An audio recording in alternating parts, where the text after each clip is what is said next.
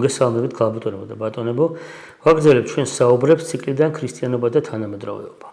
და დღეს ვისაუბრებთ ესეთ თემაზე, რომელიც, ბევრი ასთასხვაობის მithქვა-მოთქმის ობიექტი ხდება ხოლმე და რომელთან დაკავშირებითაც შეიძლება ნამდვილად ესეთ ცალსახა პასუხი ვერ მივიღოთ. არა იმიტომ რომ ის არ არსებობს, უბრალოდ ძნელი იქნება ყოველ კონკრეტულ სიტუაციას მიუსადაგოთ ეს სწორი პასუხი. საქმე ეხება შემდეგს. ეს არის იუმორი და ქრისტიანობა. მოგწონს ჩვენ ეს თუ არ მოგწონს, ერთგვარი სტერეოტიპი შეიქმნა თავის დროზე. არსებობს ერთი აპოკრიფული ტექსტი, რომელიც აღწერს იესო ქრისტეს. წმინდა წერილში არ შედის, არავის არ ყოფილა ცალსახად გაზიარებული ეკლესიის მიერ ეს ტექსტი, თუმცა სხვადასხვა პერიოდში სხვადასხვა რელიგიური მოღვაწე, სასულიერო პირებიც, ზოგიერთი მათგანი შეიძლება შემდგომში კანონიზირებულიც არის წმინდანად. ამ ტექსტს ღებულობდა არა როგორც საღვთო გამოცხადებას, მაგრამ როგორც სანდო წყაროს.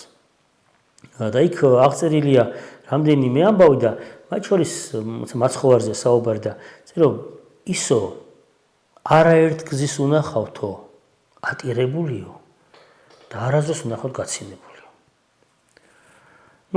აქედან გამომდინარე გაჩნდა რაღაც წარმოდგენა, რომ ქრისტიანობა ეს უნდა ყოფილიყო დაღვრემილობის რელიგია. ეს უნდა ყოფილიყო პირქუში რაღაც წარბებს შეჭმოხნული ადამიანების რელიგია. და ქრისტიანობა ასეთი არ ყოფილა არასდროს. ქრისტიანობა ეს არის სიხარულის რელიგია. ქრისტიანობა ეს არის სიკვდილზე გამარჯვების რელიგია. ხო, სიკვდილის დამარცხების რელიგია არის ეს. რა პრობლემაა? სიკვდილი გარდაცვალება, ჩვენ ამაზე ვისაუბრეთ ადრე გარდაცვალებაზე. არ ვიცი, შარშან შეიძლება წელიწად ნახევრით წინ არ ვიცი, დიდი ხნის წინ. გარდაცვალება არ აცდება არავის. ილია და ენოქიც კი, რომლებიც უფალმა ცოცხლა დაიტაცა ცაში, ისინიც ჩამოვლენ ანტიქრისტად დახოცავს ომად, წერია, გარდაცვალებაში ყველანი გავივლით. უბრალოდ ვიღაც აბელი აღდგება n რაოდენობის წლის შემდეგ და ვიღაც შეიძლება როცა უფალი მოვა პავლე მოციქულის დღესასწაულს მეყსეულად უცებ წამის ყოფით შეიცვალოს, გარდაიცვალოს, ხო? და მიიღოს ახალი უკვდავი უხრწნელი ბუნება და სხეული. ხო და ქრისტიანობა თავისთავად ვერ იქნებოდა ტირილის რელიგია. ქრისტიანობაში არის ადგილი ტირილისთვის. საკუთარი ცოდვების გამო გლოვა ნორმალური და აუცილებელი კომპონენტია ჩვენი რელიგიური ცხოვრებისა. მაგრამ იქ ჩარჩენა არა. ამაზე ჯერ კიდევ წმინდა იოანე კიბის აღმოსავლელი ბრძანებდა, ხო? ადამიანი ვინც იწყებსო ბერულ ცხოვრებას მხოლოდ იმის გამო, რომ იტიროს საკუთარი ცოდვების გამო, ისო მერე ვეღარ ვითარდებაო.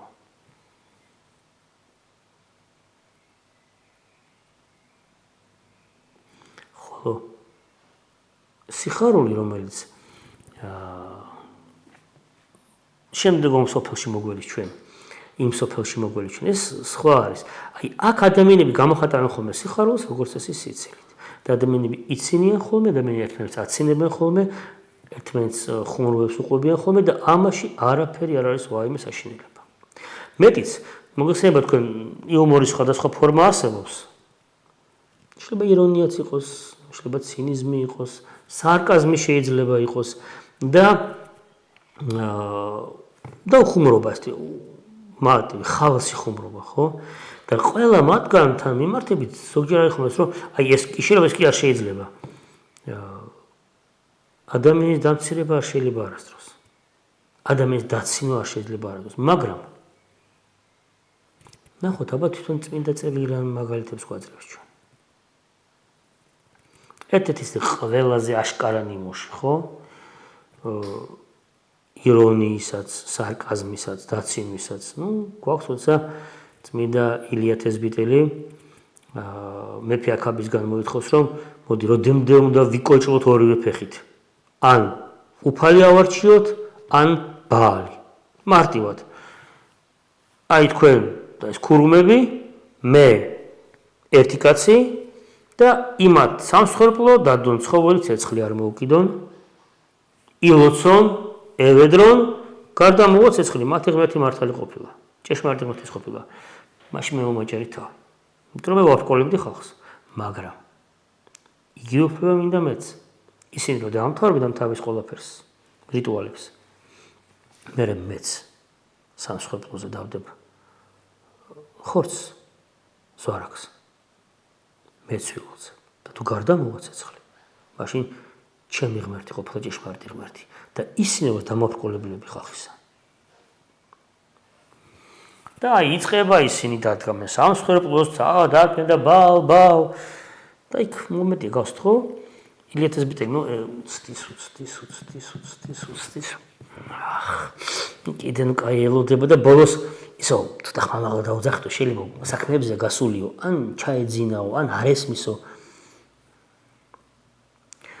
დღეს იტყვება, ეს რელიგიური გზნობების შეურაცხყოფა არის ვიღაც მიმართ. არა. ეს არის ცდილობა აბსურდულობა წარმოაჩინო იმ დემონური მდგომარეობის, რომელსაც ქვია შეპყრობილობა და წარმართული იცით, ბაალის კულტში რა ტიპის ორგიასტული რიტუალები იყო ჩართული, როგორი ტიპის ხობშეწირვები ხდებოდა, მათ შორის ადამიანთა ხობშეწირვები, გასაგები ხდება, ხო? რის მიმართ არის პროტესტი წმინდა ილიათეს ბიტელისგან. და პირდაპირ არის დაცინა. რაზეც ეცინებოდათ ილიას ერთგულ ადამიანებს, იმიტომ რომ თუ ეს არის ღმერთი, რომელიც საქმეების გამო გასულია და ასწალია, ჩაეძინა და ეხლა ვერ ესმის წახიან, ანუ ყურთაკლია, ნუ დეფექტური ღმერთი არის. ღმერთის იდეა არის არადეფექტურობა, ხო? პერფექტულობა და არადეფექტურობა. გასაგები ხდება მაშინ ეს. რაც შეეხება ხუმრობას, ნუ ახლა ის ცნობილი ამბავი, ხო, როდესაც მონადირე მოდის ეგვიპტეში და ხედავს, რომ ვიღაც კაცები არიან შეკრებილები ანტონი დიდთან ერთად და ანტონი რაღაცას უყურება და ეს ბერები იცინია. ანუ, მოდით გავიხსენოთ მე-13 საუკუნის მიჯნაზე როგორი რეალობა აქვს ქრისტიანობას. ქრისტიანობა ხედავს ერთ რამეს. ქრისტიანობამ ნახა, რომ დევნული სტატუსიდან ნელ-ნელა ის ერთგვარ ხალხის მასებში, შეიძლება ელიტაში ვერ, მე-13 საუკუნის ბოლოს, ხო? ის ხდება დაშვებული, მისაღები რელიგია. ქალაქური იერი შეიძინა რელიგია. ცოტა ხანში მოდის კონსტანტინე დიდი. ნუ, ჯერ მილანის ედიქტი იჩნება, შემდეგ კონსტანტინე დიდის პირველი მსოფლიო კრების ჩატარება და უკვე ნელ-ნელა აღმოჩნდა სიტუაცია, რომ ქრისტიანობა მოდური, ტრენდული, მეინსტრიმული, კომფორტული რელიგია გახდა. და ეკლესიამ თავისთავად ვეღარ იცნო. აი ამ ფოე ჯან მორწმუნეებში. ეკლესია იწყებს საკუთარი თავის ძიებას და ეკლესია გადის უდაბნოში. ოღონდ აუცილებელი მომენტი არის. უდაბნოში გასვლის ხო არა გაქცევა ცალსახად. ეს იყო ბრძოლის ველზე გასვლა.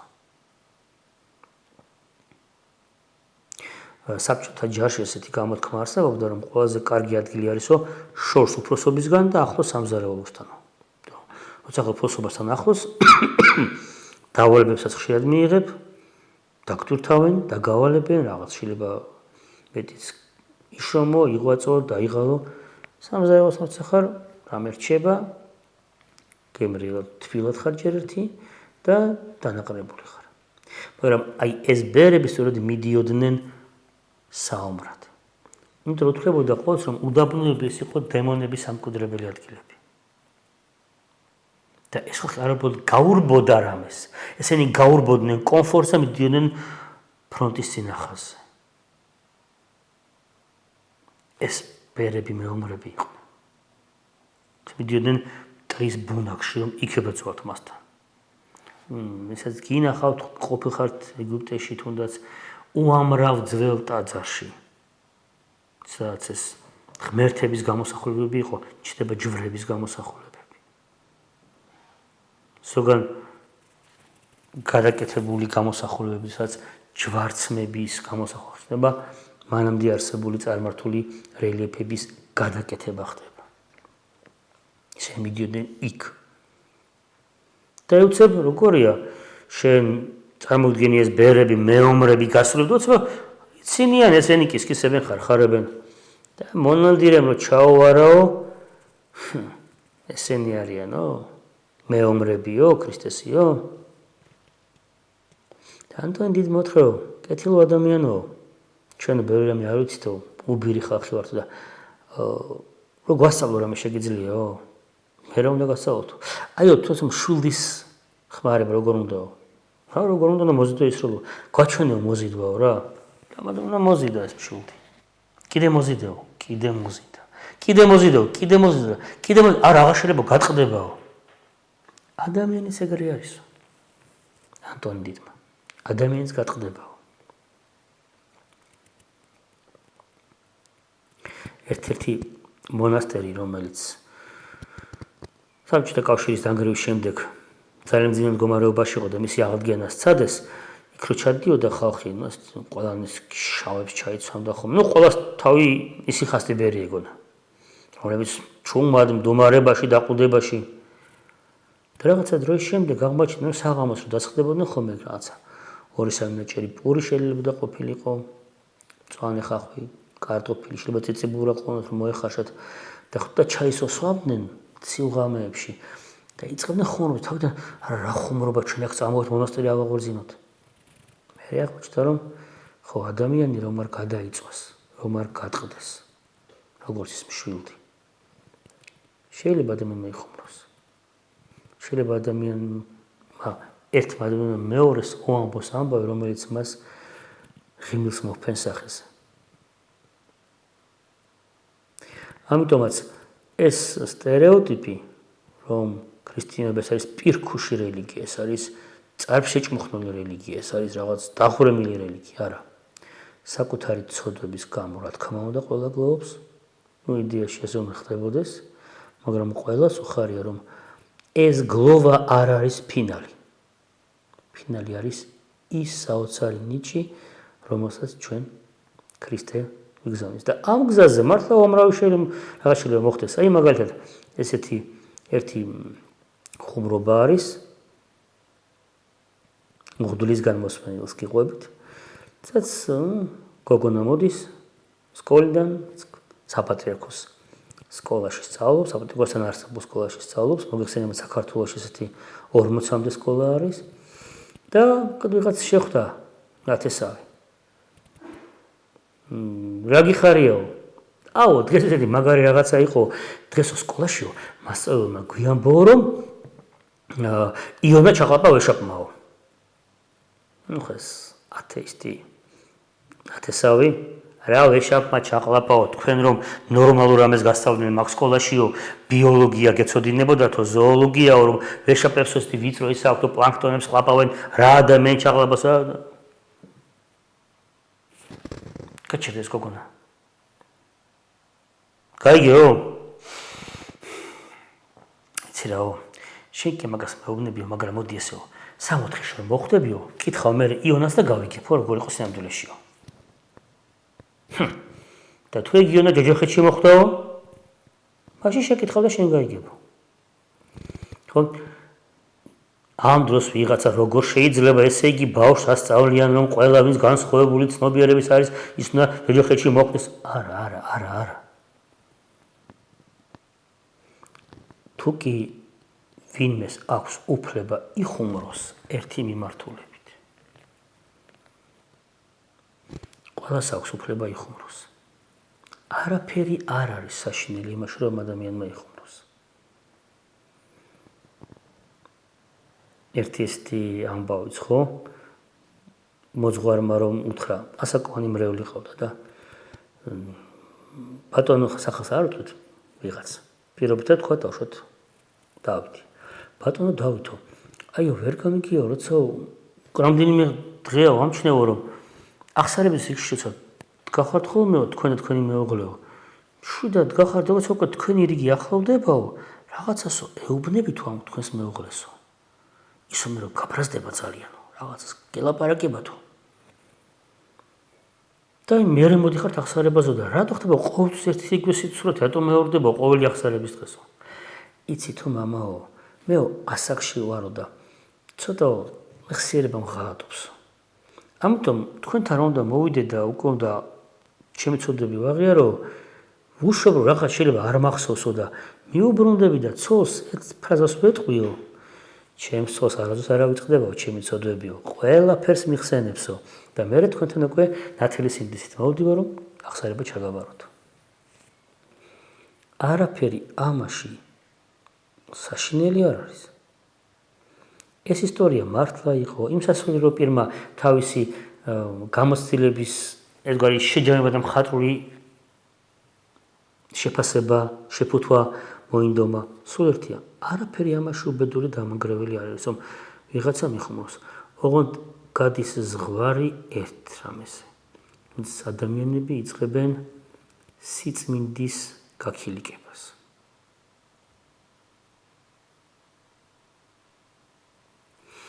ადამიანმა ზოგმა შეიძლება დაეჯეროს, რომ ვინაიდან ხუმრობა ჩვეულებრივი მოვლენა შეიძლება იხმროს ყველასთან, ყველგან, ყველაფერზე და ყოველთვის. ეს ალბათ მაინც უკვე ესეთი რამ გახლავთ. კულტურის ამბავია, გემოვნების ამბავიც არის და ცნობიერების ამბავიც არის. რამდენად ვაცნობიერებ მე თუ რას ვაკეთებ ახლა. ესეთი კარგი გამოთქმა არსებობს. კაცად ის ჩამოყალიბდაო, რომელიც მას შემდეგ რაც ცოლს შეირთავს, ყველა ანეკდოტს ვეღარ მოყვება ოჯახურ თემებზე. რომ შეიძლება ზოგიერთი თემა ესეთი იყოს, რომ მასაც ყავს მეუღლე. და რაღაცა ხუმრობა, რომელსაც ვერ იტყვის ცოლიანი კაცი. იმიტომ რომ მისთვის ძალიან ძვირფასი ადამიანი, რომელსაც იგივე სტატუსი აქვს. მას ყავს ცოლი. და იგივე პირიქით. როდესაც ზოგიერთი ქალი ერიდება, მოყვეს ზოგიერთი ანეკდოტი, ხუმრობა ცოლიან კაცზე, იმიტომ რომ მისი ქმარიც ცოლიანი კაცი. და მის გონებაში არ გამოდის ლამაზი.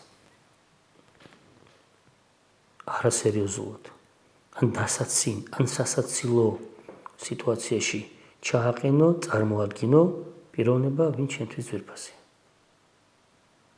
ეს ძალიან მნიშვნელოვანი რამეა. ამიტომაც იუმორი კარგია, იუმორი ჩვეულებრივი მოვლენა არის. ქრისტიანებისთვის ამაში არაფერი უცხო, მიუღებელი არ უნდა იყოს, მაგრამ ყოველთვის უნდა გვახსოვდეს, როგორც სხვა მრავალ ასპექტს ჩვენი ინტელექტუალური ყოველდღიურობისა აქაც აქვს თავისი საზღვრები და ჩარჩოები. საზღვარი ზღუდე არის, რომელიც შეზღუდავს, არამედ მოზღუდავს, ანუ დაიცავს. დაიცავს იმ პიროვნების ინტერესებს, ვინ ჩემთვის ძვირფასია და დაიცავს ჩემში ღვთისხატებას. ამიტომ ხუმრობად, მაგრამ სიფხიზლე ადამიანებს არ გვავნებდა. ასე რომ ანეკდოტების კითხვა შეიძლება, რომ შეიძლება ანეკდოტები ეს ხუმრობად ნათქვამი ფილოსოფიური აზრებია და მნიშვნელოვანი, ზოგი უბრალოდ უხამსობა არის. უხამსობამ დაცემა ყოველთვის საღვთო ხატების, ღირსების დაკნინება იქნება. ამიტომ უხამსობისგან თავის შეკავება არ ნიშნავს ხუმრობისგან თავის შეკავებას. კეთილი. ამჯერად ვფიქრობთ, რომ ამასთან დაკავშირებით საკმარისად თქვით, დაგემშვიდობებით, მომავალ შეხვედრამდე.